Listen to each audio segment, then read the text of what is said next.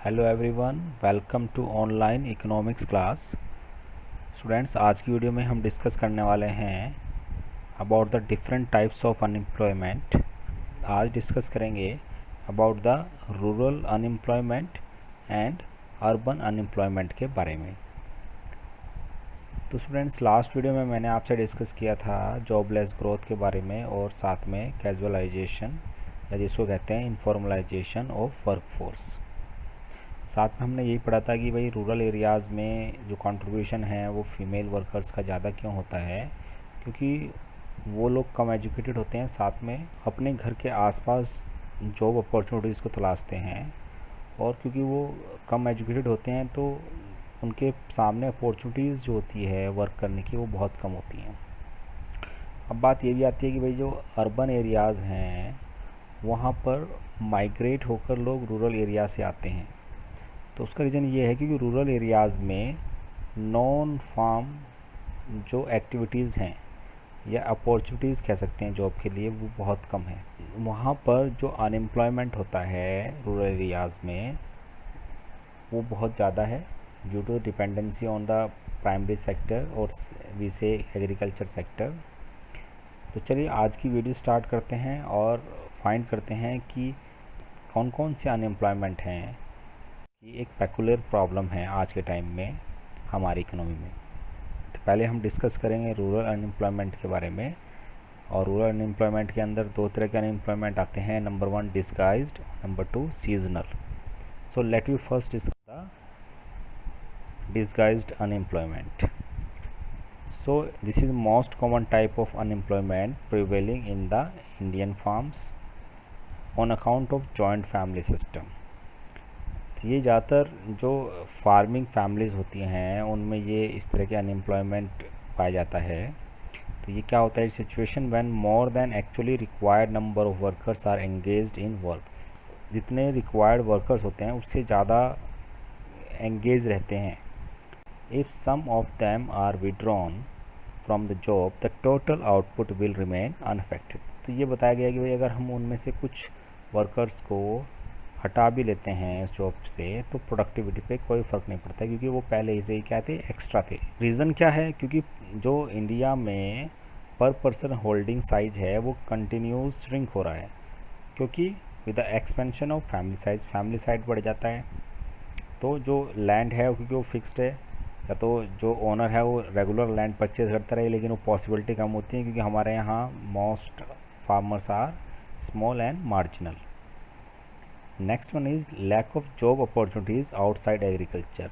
और जो non farm activities हैं वो बहुत कम है, और नॉन फार्म एक्टिविटीज़ कम होने के कारण तो जो डिपेंडेंसी है वो टोटल एग्रीकल्चर के ऊपर ही है, और इसी वजह से जो पूरी फैमिली होती है उसे अपने फार्म में ही काम करना पड़ता है।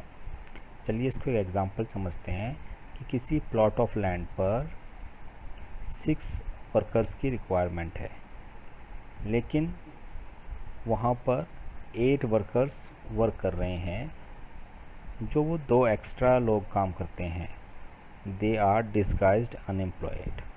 और क्योंकि अगर उन 2 लोगों को हटा भी दिया जाए काम से तो जो प्रोडक्टिविटी है उस पर कोई फ़र्क नहीं पड़ेगा। होता क्यों है, क्योंकि वो जो 8 के 8 लोग हैं they all are the family members, और उनके पास कोई एक्स्ट्रा वर्क नहीं है, और उन्हें अपने जो now next one is seasonal unemployment. Seasonal unemployment भी एक तरह का रूरल अनएम्प्लॉयमेंट है, क्योंकि जो एग्रीकल्चर ऑक्यूपेशन होता है उसमें जो सीज़न होता है उसमें काफ़ी टाइम ऐसा होता है जहाँ पर वर्कर्स की कम ज़रूरत पड़ती है, और कुछ टाइम ऐसा होता है जहाँ पर वर्कर्स की बहुत ज़्यादा ज़रूरत पड़ती है। जैसे जो सोइंग सीज़न है और हार्वेस्टिंग सीज़न है तब वर्कर्स की या लेबर की बहुत ज़रूरत पड़ती है, लेकिन रेस्ट ऑफ द टाइम जब क्रॉप मैच्योर होती है उस टाइम लेबर की रिक्वायरमेंट कम होती है। तो जो फार्म लेबरर्स हैं वो फ्री रहते हैं, तो उस दौरान फार्म लेबरर्स में सीजनल अनएम्प्लॉयमेंट देखा जाता है इन रूरल एरियाज़। तो जब हम बात करते हैं डिस्गाइज्ड अनएम्प्लॉयमेंट की, तो वो जो फैमिली मेम्बर्स होते हैं उनके बीच होता है, जो डिपेंड करते हैं फार्मिंग के ऊपर। सीजनल अनएम्प्लॉयमेंट जो देखा जाता है वो ज़्यादातर फार्म लेबर और जो मार्जिनल फार्मर्स हैं उनमें देखा जाता है। Next is during off season often the farm workers are out of job, they have no work to do. तो जो ऑफ सीज़न होता है वहाँ उस टाइम उनके पास कोई, तो जो ऑफ सीज़न होता है तब उनके पास कोई काम नहीं होता है। It is estimated at a farmer who grow 1 crop in a year. ये भी देखा गया है कि जहाँ पर एक क्रॉप ही उगाई जाती है पूरे साल के अंदर, यूजुअली रिमेन्स अनएम्प्लॉयड, तो वो लोग भी लगभग 5 से 7 महीने तक अनएम्प्लॉयड रहते हैं। रूरल एरियाज़ में एग्रीकल्चर के अलावा भी बहुत सारी नॉन फार्म एक्टिविटीज़ ऐसी है जिसमें सीजनल अनएम्प्लॉयमेंट होता है, क्योंकि वो जो वर्क होता है वो सीजनल ही होता है। जैसे शुगर केन क्रशिंग होती है और जो ब्रिक मेकिंग होती है, ये सारे क्या होते हैं इस सीज़न के दौरान ही होता है। तो रेस्ट ऑफ द टाइम जो वर्कर्स होते हैं दे आर, उनका जो सीज़न होता है वो ऑफ होता है और उनके पास कोई काम नहीं होता है, they called seasonal unemployed. Let we discuss about the urban unemployment. और ये 2 तरीके के होते हैं, number 1 industrial and number 2 educated. तो चलिए पहले डिस्कस करते हैं इंडस्ट्रियल को। It refers to the unemployment which occurs because of modern industrial development. तो ये किसकी वजह से हो रहा है, जो टेक्नोलॉजिकल चेंजेस आ रहे हैं या फिर जो अपडेशन हो रहा है, जो इसको हम बोलते हैं ऑटोमेशन। तो जो ओल्ड टाइप मशीन्स पे वर्क करने वाले या मैकेनिक्स जो लोग हैं वो न्यू मशीन्स को लेके इतने ज़्यादा फैमिलियर नहीं होते हैं या उनको नॉलेज कम होते हैं, दे आर लेस लिटरेट, और उनके उस मशीन को लेके पर्टिकुलर स्किल्स नहीं होते हैं। Because of that they are got unemployed. So which is based on adopting capital intensive technology, क्योंकि अब इंडस्ट्री ने क्या कर ली है, कैपिटल इंटेंसिव टेक्नोलॉजी अडॉप्ट कर ली है, क्योंकि वो लेबर सेविंग डिवाइसेस इम्प्लीमेंट कर दी है। लेबर सेविंग डिवाइसेस का मतलब है यहाँ पर machines, hence many people are rendered unemployed. Also there is a rapid increase in population in India. और दूसरा कारण इसका एक और है industrial unemployment. And next is educated unemployment.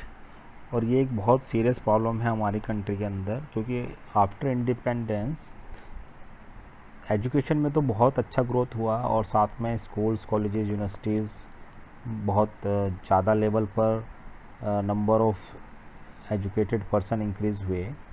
लेकिन जो एजुकेशन थी उसका जो नेचर था उसमें कहीं ना कहीं वोकेशनल और टेक्निकल एजुकेशन को लेकर कमी थी, और जिसकी वजह से और जिसका रिज़ल्ट क्या हुआ कि एजुकेटेड अनएम्प्लॉयमेंट इंक्रीज़ हुआ इंडिया के अंदर।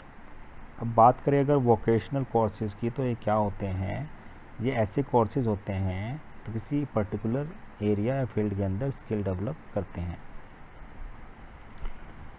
And next is educated system in India is degree oriented and not job oriented.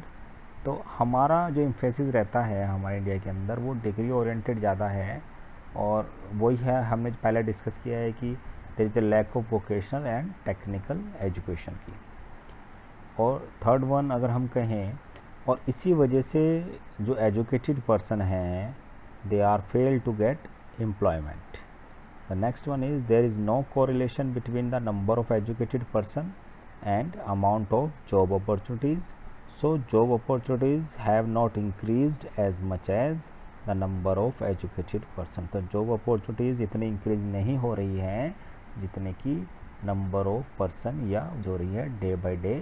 तो हम कह सकते हैं इन दोनों के बीच में किसी भी तरह का correlation नहीं है, जबकि correlation होना चाहिए। So that's all for today students। और next वीडियो में हम डिस्कस करेंगे about the other types of unemployment, जिसके अंदर आपका open unemployment, under employment, structural unemployment, frictional unemployment और साइक्लिकल अनएम्प्लॉयमेंट को डिस्कस करेंगे। So that's all for today. Thank you, have a nice day.